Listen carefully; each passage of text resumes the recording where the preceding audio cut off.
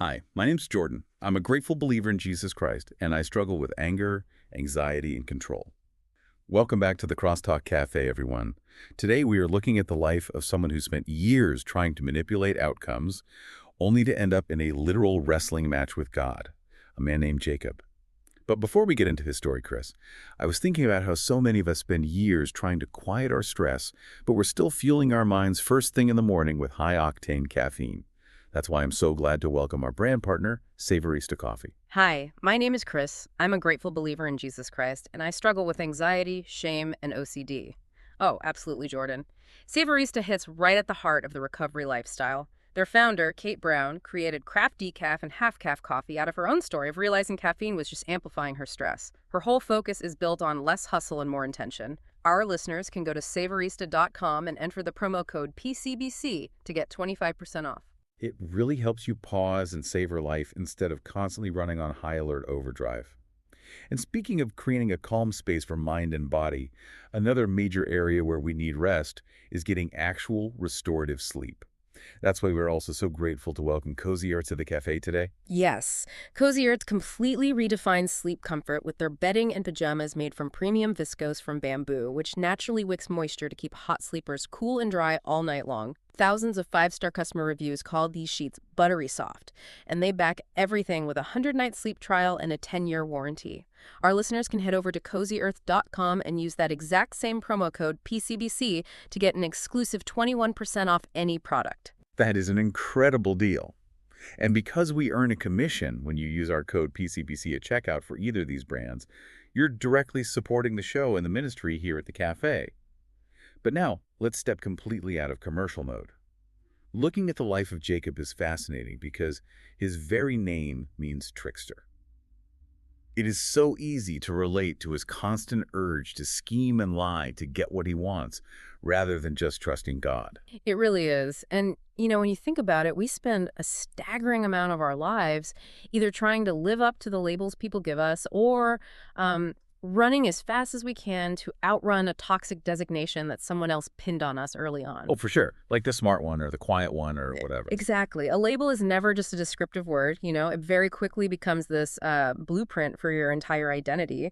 If you are told early on that you are the manipulator, the one who cuts corners, the trickster, you often internalize that to the point where it just becomes your default survival mechanism. Right. You just assume that's who you have to be. Yeah, you start viewing every interaction, every relationship through the lens of that label, assuming that the only way to survive is to live up to that destructive name. And we see that play out from the very beginning with Jacob.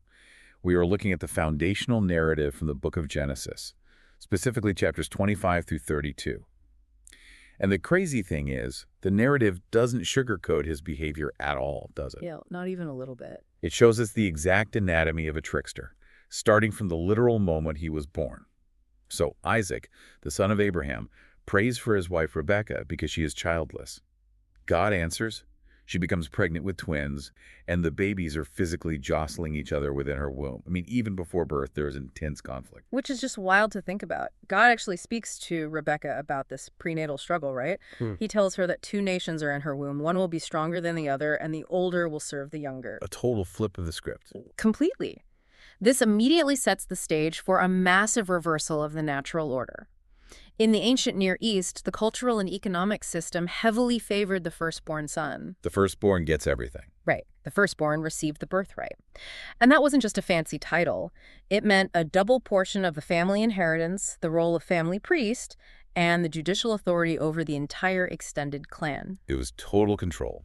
Then the birth happens, and it is highly symbolic.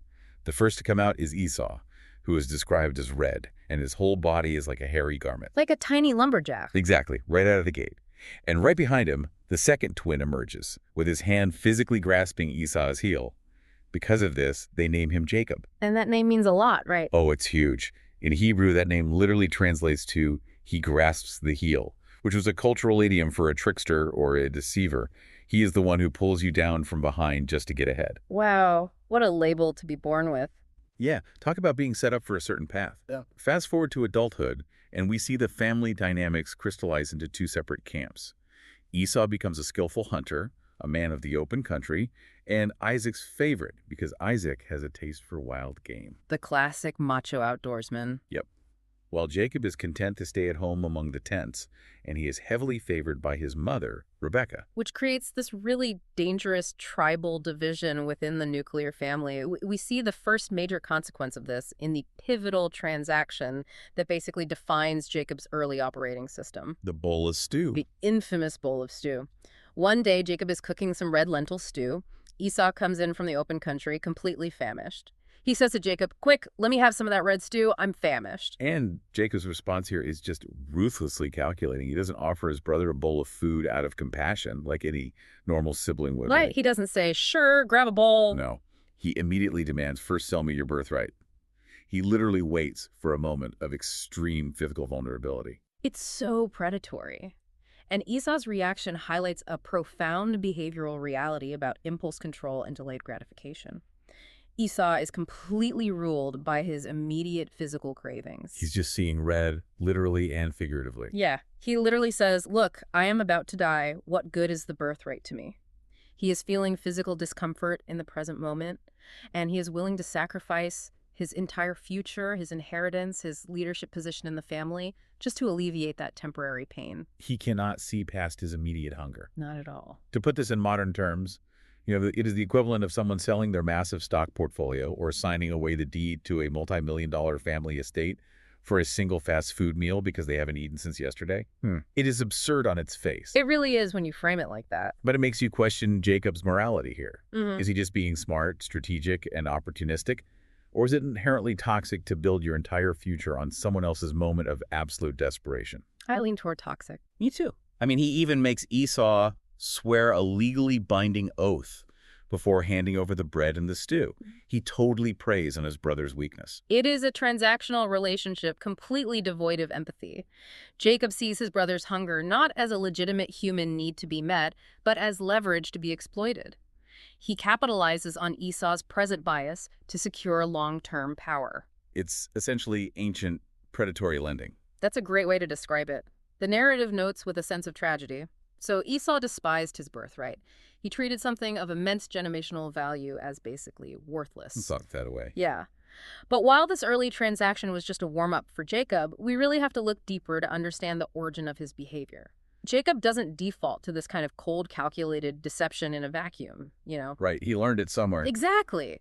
We have to look at the behavior modeled by his father, Isaac. So if Jacob is this master manipulator, we have to ask, is this nature or nurture? Because the narrative pivots in Genesis chapter 26 to focus entirely on Isaac. There's a famine in the land, and Isaac goes to Gerar to Abimelech, king of the Philistines. And he does the exact same thing his dad did. Yes.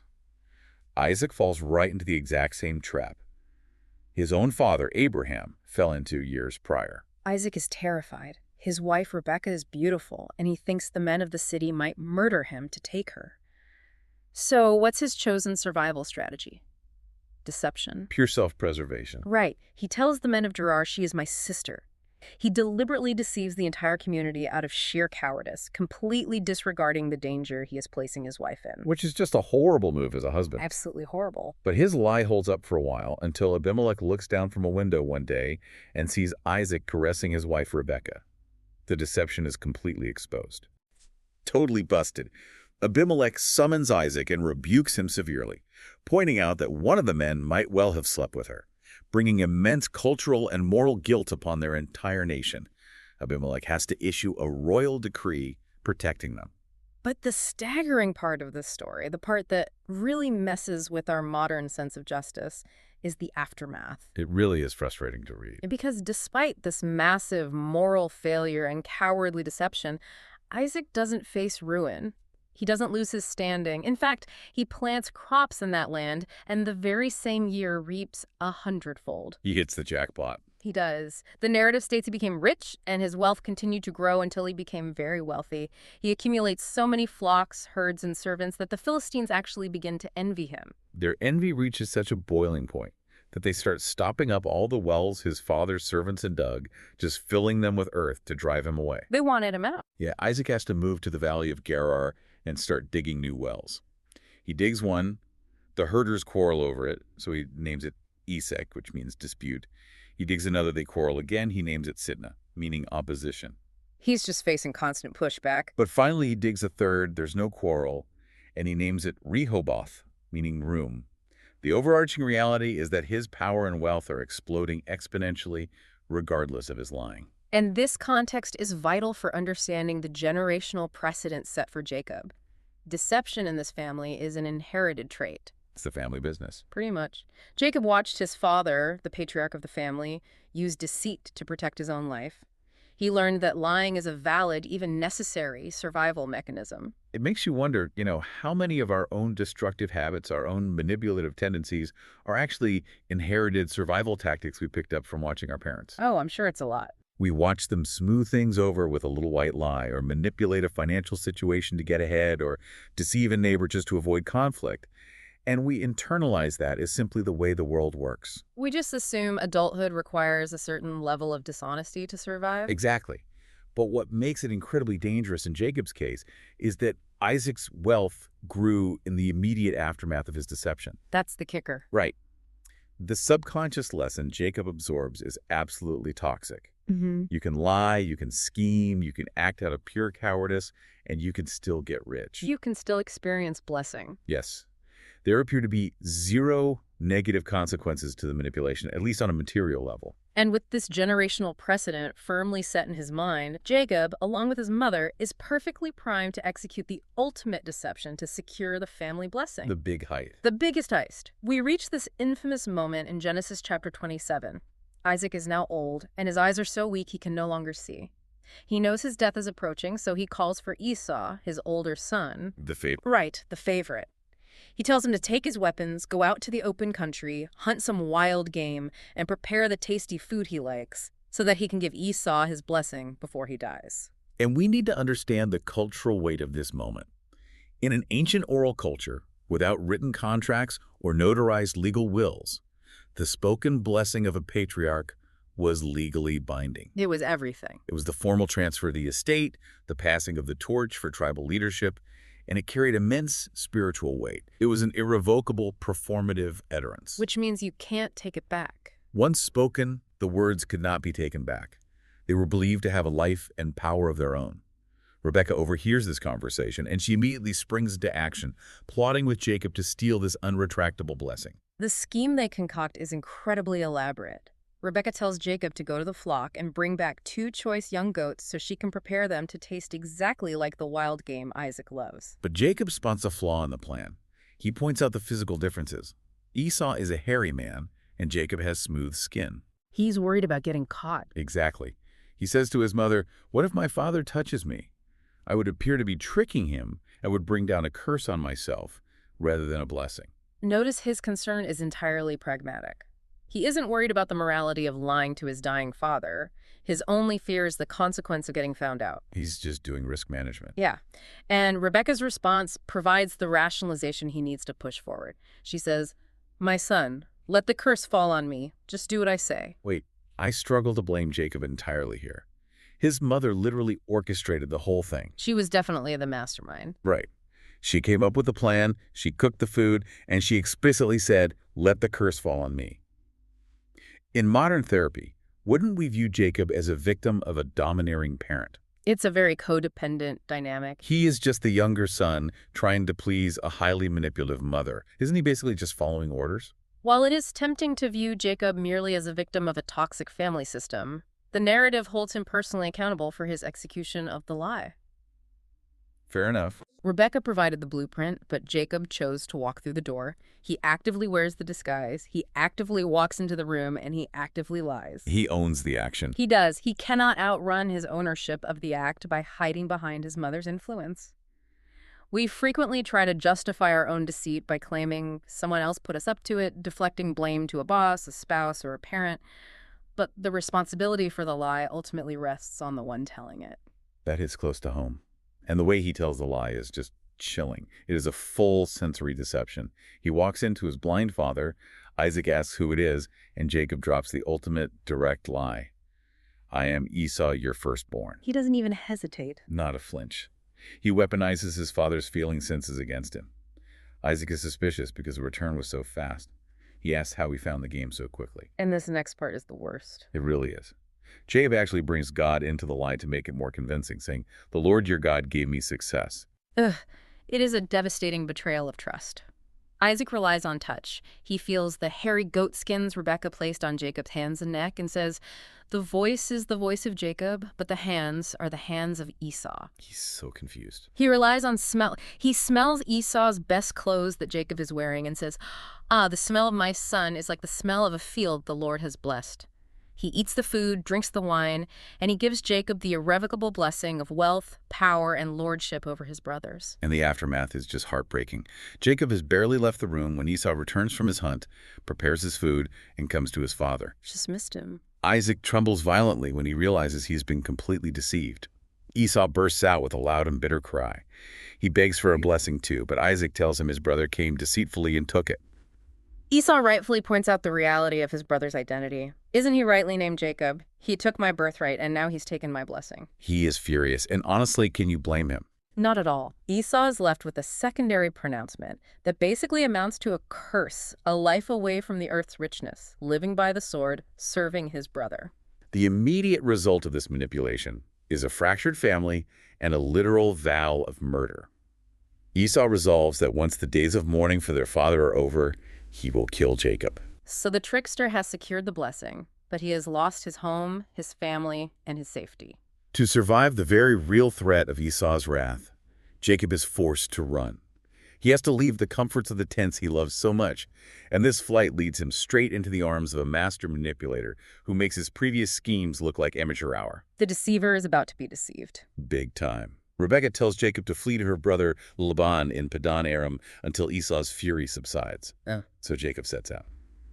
On the way, he stops for the night, uses a stone for a pillow, and has a profound dream at a place he later names Bethel. This is the famous Jacob's Ladder dream, right? Yes. He sees a stairway resting on the earth, reaching to heaven with angels ascending and descending on it. And God speaks to him in this dream, promising to give him the land, to make his descendants like the dust of the earth, and offering a profound guarantee. I am with you and will watch over you wherever you go. It's a beautiful promise. It is a crucial theological moment. God is offering Jacob a pure gift of unmerited grace. Jacob didn't earn this. He is currently a fugitive, fleeing the consequences of his own lies, yet God is extending a covenant promise of presence and protection to him unconditionally. Yet, true to form, Jacob's response is still highly conditional. Always bargaining. Always. He makes a vow saying, if God will be with me and will watch over me on this journey I am taking, will give me food to eat and clothes to wear so that I return safely to my father's household, then the Lord will be my God. He's still negotiating. He's treating God like a business partner, trying to control the terms of the deal. He finally arrives in the land of the eastern peoples, comes to a well, and meets Rachel, the daughter of his uncle Laban. And he's immediately smitten. Oh yeah. He waters her flock, weeps aloud, and Laban welcomes him into his home. After a month of Jacob staying there, Laban asks what his wages should be. Laban has 2 daughters. The older is Leah, who is described as having weak eyes, while Rachel, the younger, is described as having a lovely figure and being beautiful. Jacob is deeply in love with Rachel, and he offers to work for 7 grueling years in return for marrying her. Which is a huge commitment. Massive. Yeah. Laban agrees, and Jacob serves the 7 years, which the story says felt like only a few days to him because of his immense love for her. Then comes the wedding. Jacob says his time is up, give me my wife. Laban throws a massive feast for the whole community. But when evening comes in the absolute darkness of the tent, Laban takes his older daughter, Leah, and brings her to Jacob. The ultimate bait and switch. Truly. Jacob sleeps with her, entirely unaware of the substitution. When morning comes, the sun rises, and he realizes it is Leah. Can you imagine the shock? Oh my gosh, yes. He confronts Laban, furious, demanding, "What is this you have done to me? I served you for Rachel, didn't I? Why have you deceived me?" The profound irony of this moment is just staggering. Jacob, the man who used the darkness of his father's physical blindness to steal a blessing, is now tricked in the literal darkness of a tent. It's poetic justice. He weaponized a lack of sight to steal an older brother's right. Now he is a victim of a lack of sight, tricked into taking an older sister. And Laban's excuse is a direct, cutting reminder of Jacob's own sin. Laban says, "It is not our custom here to give the younger daughter in marriage before the older one." Ouch! It is the ultimate form of reaping what you sow. When you build a life on manipulation, when your entire operating system is based on deceit, you inevitably attract other manipulators into your orbit. You draw them in. You do. You end up building a prison of your own making, surrounded by people who speak your toxic language. Jacob is now trapped.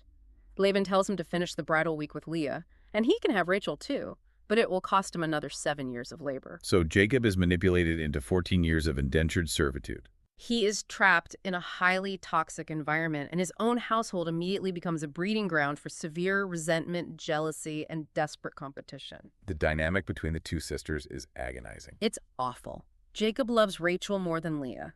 The narrative states that the Lord sees Leah is unloved, so he enables her to conceive while Rachel remains childless. Leah gives birth to 4 sons in succession: Reuben, Simeon, Levi, and Judah.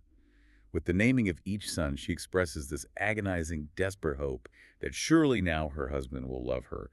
Surely now he will become attached to her because she has given him sons. She is trying to earn her husband's affection through her fertility. And meanwhile, Rachel is consumed by bitter jealousy. She demands children from Jacob, saying she'll die without them. Jacob becomes furious, pointing out he isn't God. So Rachel initiates a surrogate war.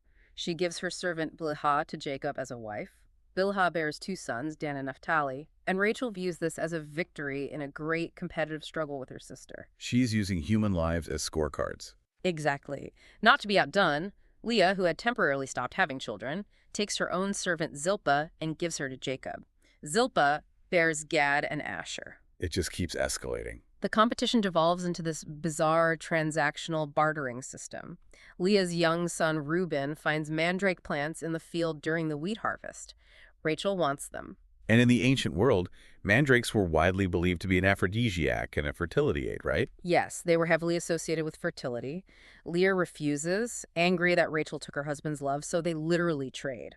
Rachel gets the mandrakes to supposedly help her conceive, and Leah gets to sleep with Jacob that night as payment for the plants. Leah subsequently bears 2 more sons, Issachar and Zebulun, and a daughter named Dinah, before God finally remembers Rachel and she gives birth to Joseph. It is a household completely fractured by jealousy.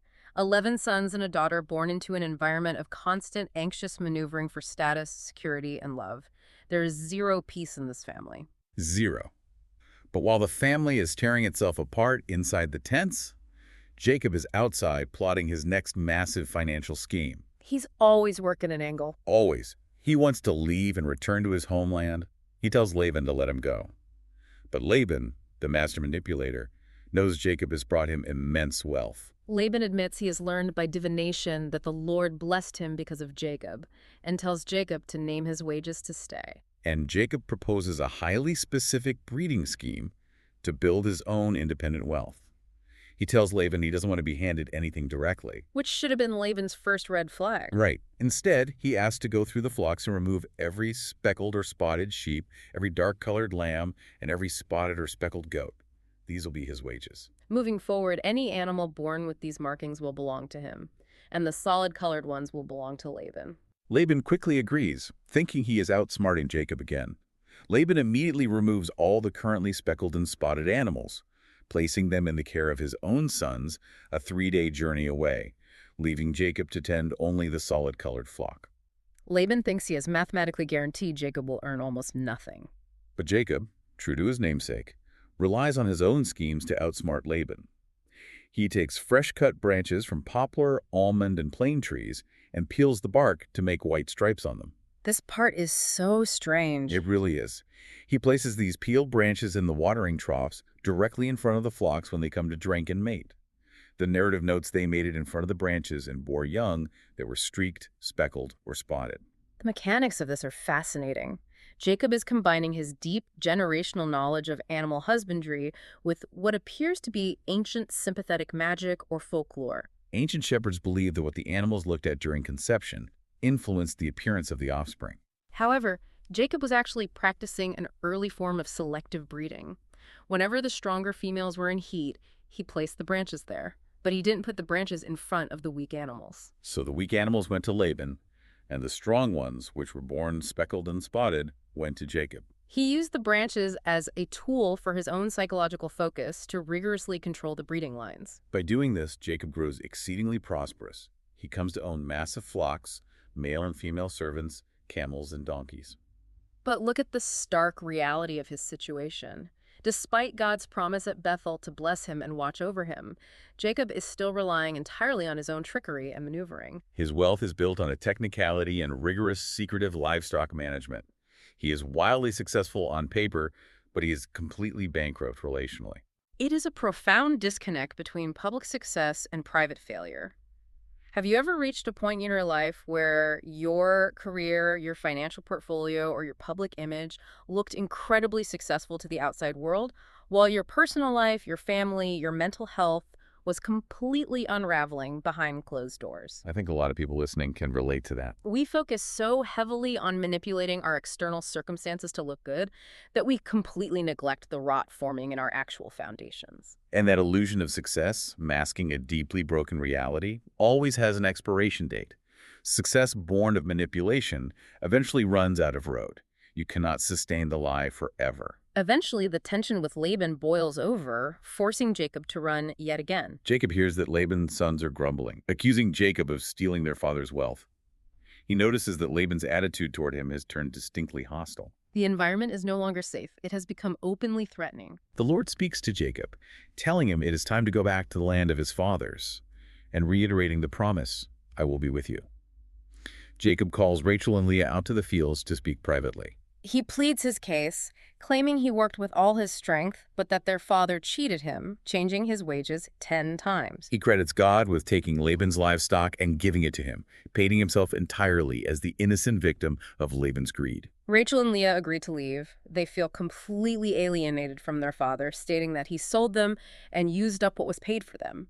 They have no inheritance left. So they flee secretly.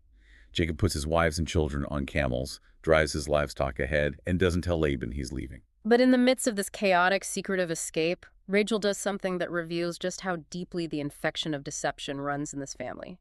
She steals her father's household gods, his idols. And the theft of the household gods known as teraphim was a massive deal. Huge. In ancient Mesopotamian culture, possessing the family idols sometimes meant holding the legal claim to the family inheritance. Rachel isn't just stealing religious statues. She is potentially stealing the deed to Laban's estate. Fleeing is no longer a viable strategy for Jacob. Laban pursues them fiercely for 7 days, finally overtaking them in the hill country of Gilead. God actually has to intervene, warning Laban in a dream not to say anything to Jacob, either good or bad, effectively preventing Laban from slaughtering him. Laban confronts Jacob anyway. He accuses him of carrying off his daughters like captives and demands to know why he stole his gods. Jacob, completely unaware that his favorite wife is the thief, boldly declares that whoever has the gods shall not live. He invites Laban to search every tent. Laban searches Jacob's tent, Leah's tent, the servants' tents, and finds nothing. Finally, he enters Rachel's tent. And here we see Rachel perfectly mirroring the family legacy of deception. She really does. She has taken the household gods, put them inside her camel's saddle, and is sitting on them. When Laban enters, she says, "Don't be angry, my lord, that I cannot stand up in your presence. I'm having my period." She uses a culturally taboo biological excuse to prevent a physical search, successfully lying to her father's face to protect her stolen goods. Jacob is utterly surrounded by deceit. The very atmosphere of his camp is thick with lies. Even his favorite wife, the one he worked 14 years for, is now stealing and lying to survive. The illusion that he is in control of his life is shattering completely. Look at the sheer exhaustion of this lifestyle. Jacob has spent over 20 years working under a manipulator, scheming to build wealth, managing a fiercely divided family, and always looking over his shoulder. This is the definitive breaking point. This is the moment where an addict or a chronic manipulator realizes that their finely tuned survival mechanisms are no longer working. The wheels are coming off. Exactly. Yeah. The cost of maintaining the lie, the sheer energy required to keep all the plates spinning, has finally outweighed the benefits. The fear of getting caught is just consuming him. And that terror is about to multiply exponentially, because fleeing Laban means heading south. And heading south means finally colliding with the past he's been running from for 20 years. His brother Esau. The one who vowed to kill him. Yes, Jacob is on his way, and he sends messengers ahead to Esau in the land of Seir, hoping to find favor and perhaps negotiate a peaceful reunion. The messengers return with terrifying news. They report, "We went to your brother Esau, and now he is coming to meet you, and 400 men are with him." 400 men is not a welcoming party. It is a private militia. It is an army meant for destruction and vengeance. The narrative says Jacob is in great fear and distress. He assumes his brother is coming to make good on his 20-year-old vow of murder. Operating out of sheer, unadulterated panic, Jacob tries to mitigate the damage using his old methods. He divides the people who are with him, along with the flocks and herds, into two separate groups. His logic is incredibly desperate. If Esau comes and attacks one group, perhaps the other group can escape. He is literally preparing for a slaughter, calculating acceptable losses among his own family. In this moment of utter desperation, facing his own annihilation, Jacob does something he has rarely done with sincerity. He turns to God. He prays. And the prayer is beautiful in its profound humility. He invokes the God of his fathers, Abraham and Isaac. He reminds God of the command to return to his country. And for the very first time in his life, he admits his complete unworthiness. He says, "I am unworthy of all the kindness and faithfulness you have shown your servant. I had only my staff when I crossed this Jordan, but now I have become two camps." He asks God to save him from Esau's hand, admitting his deep fear that Esau will attack the mothers and children. He leans entirely on God's previous promise to make him prosper. It is a textbook spiritual inventory. He acknowledges his weakness, he seeks God's strength, and he claims the promises. However, we immediately see the psychological duality of the recovery journey. Right, the old habits die hard. Exactly. Immediately after praying this humble, desperate prayer, his old, ingrained habits kick back in. He doesn't actually trust that God is going to handle the situation. He has a backup plan for God. He spends the night there, and the next morning he selects a massive gift, a monumental bribe for his brother. The exact inventory shows just how desperate he was to buy his way out of the consequences of his actions. He sends 200 female goats and 20 male goats, 200 ewes and 20 rams, 30 female camels with their young, 40 cows and 10 bulls, and 20 female donkeys and 10 male donkeys. That is well over 550 animals. He is liquidating a significant portion of his wealth, the very wealth he spent 20 grueling years scheming to build. He is willing to bankrupt himself to save his own skin. He puts these animals in the care of his servants, dividing them into separate herds with space between them, sending them in continuous waves. He instructs the servants to tell Esau, "They are a gift sent to my lord Esau, and your servant Jacob is coming behind us." He explicitly states his reasoning. "I will pacify him with these gifts I am sending on ahead. Later, when I see him, perhaps he will receive me." We do this exact same thing. We act like a recovering alcoholic who prays for sobriety, who goes to the meetings and says all the right things about surrendering to a higher power, but who keeps a hidden flask in the trunk of their car just in case the withdrawal gets too bad. We ask God for help. We say we surrender our need for control, our relationship problems, our careers. But just in case God doesn't show up exactly the way we want or on our preferred timeline, we keep our old manipulative tools ready in our back pocket. We try to orchestrate the outcome while pretending to trust the process. It is the ultimate manifestation of a divided heart. When faced with steps that cause us pain or require us to face the consequences of our past actions, our natural instinct is to revert to the patterns we know, even if those patterns are destructive. Jacob prays for deliverance, but he is still relying on his ability to manipulate Esau's emotions with a multi-million-dollar bribe. He wants God to save him, but he also wants to make sure he has bought enough insurance just in case God fails. But all the bribes in the world can't save him from what has to happen next. He has exhausted his wealth. His schemes have run out of utility. As night falls, he sends his 2 wives, his 2 female servants, his 11 sons, and all his remaining possessions across the ford of the Jabbok River. He strips away every buffer, every shield he has built between himself and the world. He is finally, utterly alone in the dark. And that is where the real work begins. The narrative states very simply, so Jacob was left alone, and a man wrestled with him till daybreak. It is a literal, physical, grueling struggle in the dirt. It goes on all night long, 2 men grappling in the darkness, fighting for dominance. When the man sees he cannot overpower Jacob, he touches the socket of Jacob's hip, wrenching it completely out of joint as they wrestle. The pain must have been absolute agony. The injury is highly symbolic.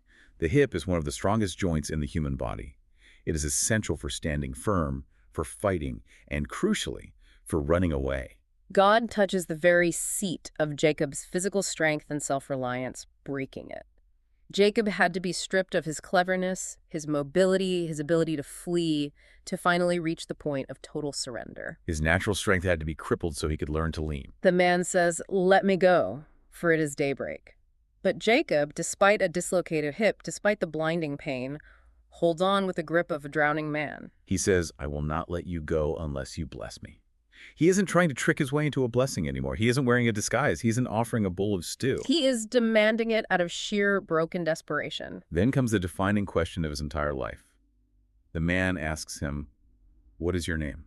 Think about the last time Jacob was asked his name in the context of receiving a blessing. He was standing in front of his blind father, Isaac, dressed in goatskin, smelling like his brother, and he lied.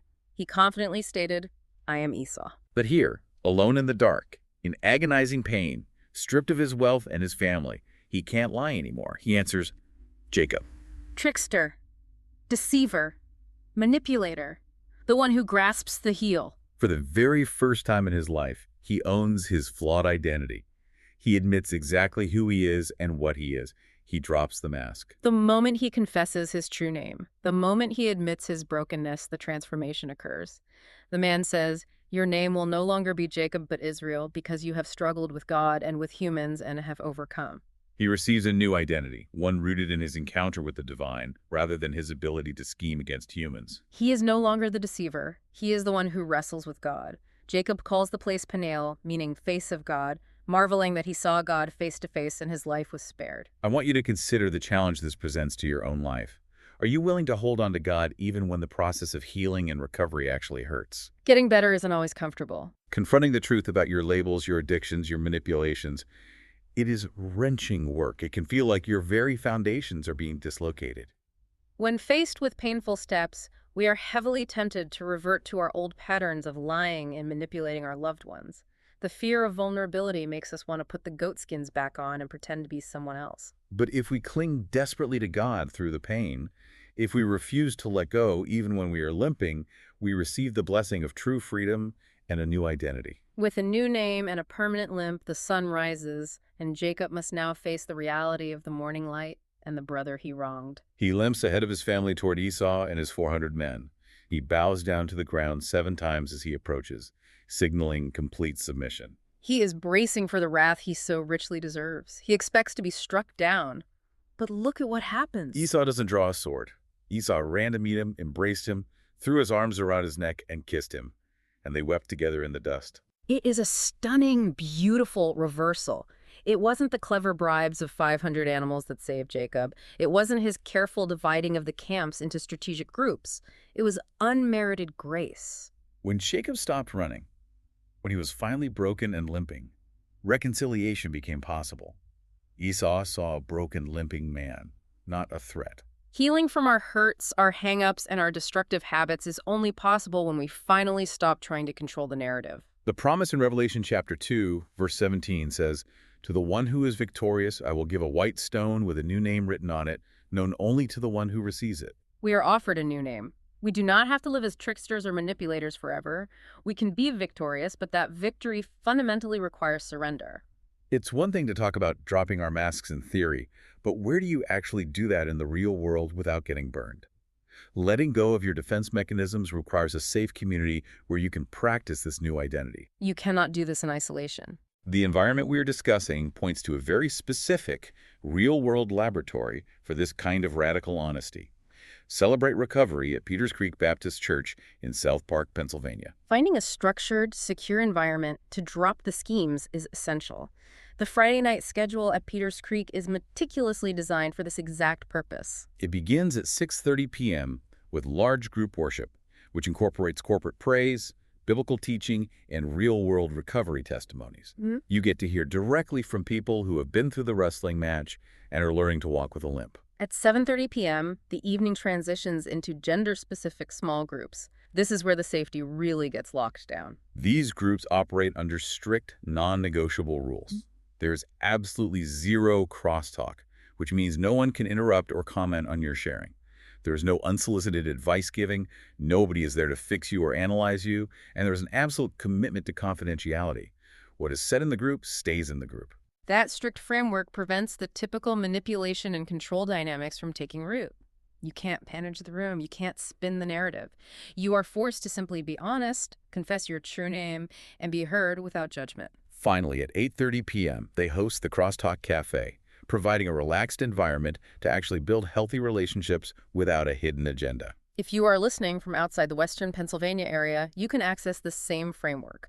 You can use the CR Locator website, which is crowlocator.com, to find a group near you. Or, if you want direct support or more information about the group at Peters Creek, you can contact the leadership team by emailing Craig Amstone at craig.amstone@gmail.com or reaching out to the church office at info@pcbc.church.